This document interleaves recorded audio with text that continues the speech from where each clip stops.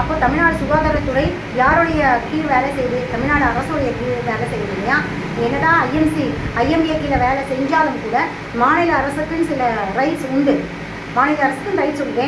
வேணும் அப்படிங்கிற அட்லீஸ்ட் போராட வாழ் செஞ்சுருக்கலாம். சரி, இன்னைக்கு தடுப்பூசி முடிஞ்சிருச்சு, இத்தனை பேர் இறக்கிறது நீங்கள் கேட்குற ஒரு அரசு ஏன் தன்னுடைய ஆதங்கத்தை ஒரு சாதாரண நான் ஒரு மருத்துவரால் என்னாலேயே தாங்கிக்க முடியல அப்படிங்கும்போது ஒரு அரசாங்கம் உன்னுடைய குடிமக்கள் உன்னுடைய குழந்தைகள் இறக்கும்போது நீ குரல் எங்கே கொடுக்கணும்? மத்திய அரசுக்கிட்ட போராடணும், சண்டை போட்டிருக்கணும், நஷ்ட இதை கேட்டிருக்கணும்.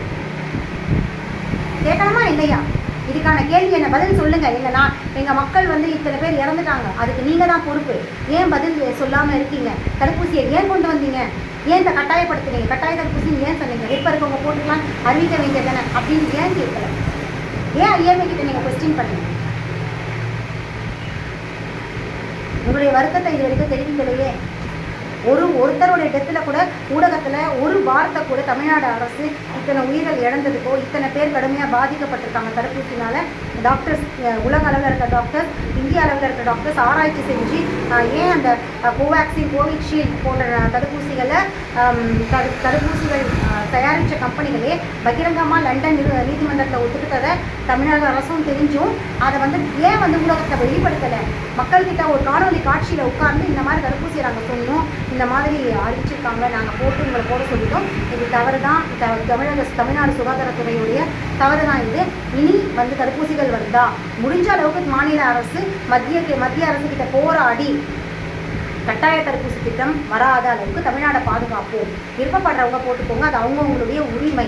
அதற்கான முழு உரிமையும் தமிழக அரசு, மாநில அரசு ரீதியாக மத்திய அரசுக்கிட்ட நாங்கள் மனு அளிப்போம், கோரிக்கை விடுப்போம் அப்படிங்கிற ஸ்டேட்மெண்ட்டை ஏன் கொடுக்கல? மற்றதுக்கெல்லாம் மணிக்கணக்கில் உட்காந்து பேசுறீங்க, செய்தியில் சொல்கிறீங்க. ஏன் வைத்தியம் அப்படின்ற இடத்துல, மருத்துவன்ற இடத்துல ஆங்கில மருத்துவத்துக்கு தலை வணங்கிட்டு இதுதான் என்னுடைய இதுதான் நானும் தொடர்ந்து ஏன் தடுப்பூசி தமிழக அரசுக்கிட்ட எதிர்த்து நான் பேசுகிறேன் அப்படின்னா, இது வரைக்கும் தமிழக அரசு தடுப்பூசியில் இறந்தவங்களுக்காக எந்தவித நடவடிக்கையும் எடுக்கலை, எந்தவித அனுதாபமும் சொல்ல. வெறும் 5 லட்ச ரூபாய் நிவாரண நிதியை அவங்க அதாவது அது கூட யாருக்கு கொடுத்துருக்காங்க அப்படின்னு பார்த்தீங்கன்னா, பணி வேலை செஞ்சுட்டு இருக்கவங்க ஊடகத்தில் தெரியப்படுத்துகிறவங்க, அதாவது பப்ளிசிட்டி ஆனவங்களுக்கு மட்டும்தான். பப்ளிசிட்டி ஆகாமல் எத்தனையோ உயிர்கள் எதனால் இறந்தாங்கன்னு கூட தெரியாமல் இறந்துட்டுருக்காங்க. அவங்களுக்கெல்லாம் என்ன நிதி கொடுக்கப்படும்? இதுக்கெல்லாம் நீங்கள் தானே பொறுப்பு. அப்போ இனிமேல் குரங்கு அம்மை தடுப்பூசி வரும், அடுத்த தடுப்பூசிக்கு எங்களை ப்ரிப்பேர் பண்ணிடுங்க. அப்போ நாங்கள்லாம் கேனைங்க தானே? இப்போ உங்களுடைய அரசியலுக்கு நாங்கள்லாம் பலியாகிறோம். ஒரு நிதிக்காக இத்தனை பேர் குரல் எடுக்கிறீங்க. ஒரு அவன் போடுற பிச்சை காசு கிடைக்கலன்றதுக்காக, அங்கே சென்ட்ரல்லேருந்து வர பிச்சை காசு இங்கே கிடைக்கலன்றதுக்காக இங்கே கோடிக்கணக்கான பேர் காசை பறிப்பு வச்சுக்கிறானுங்க. அதெல்லாம் எடுத்தாலே இந்தியாவுக்கே நம்ம தமிழ்நாடு கடன் கொடுக்கலாம். அவ்வளோ காசு பதுக்கலாக இருக்குது. ஸோ அந்த காசெல்லாம் வெளியே எடுக்கிறோமா, அதெல்லாம் நம்ம சிறப்பு படையை அனுப்பி அந்த காசெல்லாம் வெளியே கொண்டு பயன்படுத்தலாம், நிச்சயமாக பயன்படுத்தலாம். அதை செய்யாமல் அதெல்லாம் அத்தனை வழிகளை விட்டுட்டு அவன் கொடுக்குற காசு கிடைக்கல, நிதி கிடைக்கல அப்படிங்கிறதுக்காக அவ்வளோ ஆவேசமாக ஒவ்வொரு ஊடகத்திலையும் ஒவ்வொரு கட்சிக்காரங்களும் ஒவ்வொரு அமைப்புகளும், எத்தனை அமைப்புகள் எனக்கு சரியான கோவம் வந்துருச்சு. ஒரு காசு கொடுக்கலன்னு கேட்குறீங்களே, இங்கே செத்து போயிட்டு இருக்கானுங்களே, அவனுங்களாம் அவங்க கண்ணுக்கு தெரியல. எந்த அமைப்பு கேள்வி கேட்டுச்சு? ஒரு அமைப்பு வாயை திறந்துதான் கார்டியாக் அரெஸ்ட்டில் எதுக்கு செத்தா, தடுப்பூசி போட்டு இத்தனை பேர் இந்த மாதிரி ஆயிட்டுருக்காங்க, தெருவுக்கு கருத்தரிப்பு மையங்கள் வருது. ஒரு தடவை ஒரு அமைப்பு உள்ள தமிழக அரசு ஒரு வார்த்தை அதை பற்றி ஊடகத்தில் பேசியிருப்பாங்க. ஏன் உங்களுக்கு அப்போ வரல அப்படின்னா, உங்கள் ஆழ் மனசு ஒரு விஷயத்தை, எந்த விஷயத்தை கேட்ட உடனே உங்களுக்குள்ள பொங்குதுன்னா உங்களுடைய மைண்ட் ஃபுல்லாக கணக்கு மேலே மட்டும்தான் இருக்குது. அப்போ உங்களுக்கு மக்களோட உயிர் மேலே இல்லை, செய்கிற தப்பா இதை நீங்கள் குற்றமாகவும் அந்த குற்ற உணர்வு இதில் இது இல்லை. உங்களுக்கு அந்த குற்ற உணர்வு இருந்தால் தண்ணி எல்ல அந்த ஆவேசம் ஒவ்வொரு உயிர் போகும்போதும் வரல. கள்ளக்குறிச்சியில் சாராயம் குடிச்சு இத்தனை பேர் சாராயம் குடிச்சு இறந்தாங்கன்னா, சாராயம் குடிக்கிற தவறு அப்படின்ற இடத்துல ஏன் வரல? ஏன் நீங்கள் ஒயின் ஷாப்பெல்லாம் மூடலை? கேட்டுட்டே போகலாம். கேட்கறதுக்கு 1000 கேள்விகள். அரசாங்கத்துக்கிட்ட எங்கிட்ட பதில் இல்லை. சொல்லுங்கள் எதுக்காச்சும் பதில். என்னோடய கேள்விகளுக்கான பதில் அரசாங்கத்துக்கிட்ட நின்று சொல்லுங்கள். அதுக்கப்புறம் நான் கேள்வி கேட்குறதே நிறுத்துறேன். கேட்டேன்னு நீங்கள் அரசாங்கத்தால் எதுவுமே பேச முடியாது. கள்ளக்குறிச்சி சாராயம் காசுற அளவுக்கு ஏன் போச்சு? சாராயத்துக்கு அடிமை நீங்கள் படுத்துறீங்க. ரூட்டிங் அதுதான். அரசாங்கம் குடிக்கிறதுக்கு ஆதரித்ததுனால தான் விஷ சாராயம் வரைக்கும் அடிக்ட் ஆனாங்க.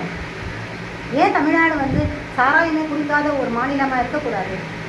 உங்களுக்கு வருமானம் வரணும், பணத்தை தவிர அரசாங்கமாக இருக்கட்டும் மக்களாக இருக்கட்டும் வேறு எந்த எண்ணமும்.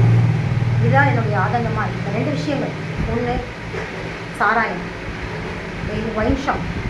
இதனால் மக்கள் பைத்தியமாக இருக்காங்க, நாடு அழிஞ்சிட்டு. 2வது ஆங்கில மருத்துவம். இதனால் மக்கள் உயிர் போயிட்டே இருக்கு. இன்னும் பாதி ஆயிரம் போகிறதுக்கு தமிழகம். இந்த ஆங்கில மருத்துவத்துடைய மருந்துகளுடைய எஃபெக்ட்னால இன்னும் எத்தனை பேர் உயிரிழந்து எவ்வளோ பேர் வந்து இறக்க போகிறாங்கன்னு தெரியல.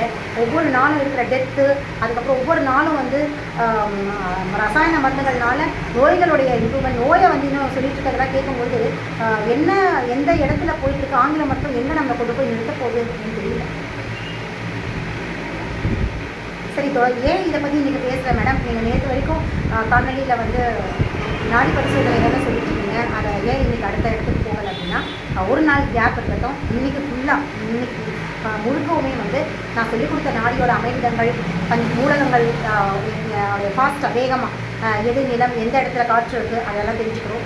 நாடி லொக்கேஷன், அந்த பள்ளம் எங்கே இருக்குது, மேடு எங்கே இருக்குதுன்னு தெரிஞ்சுக்கணும்.